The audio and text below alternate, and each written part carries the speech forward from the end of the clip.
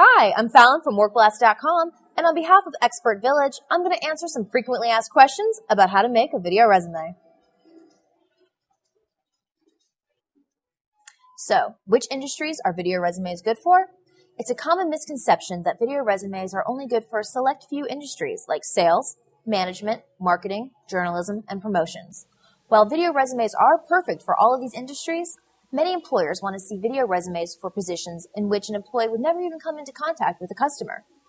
Remember, even if the position you seek isn't a visible one, each new hire has a major influence on the employer's current team, and so employers want to know as much as possible about who each applicant is before spending hours interviewing someone who may not be a good fit. It's a good idea to have a video resume created and accessible at all times, even if you're not actively searching for a job. Having a video resume in your arsenal gives you an impressive tool to market yourself when an opportunity you're interested in presents itself.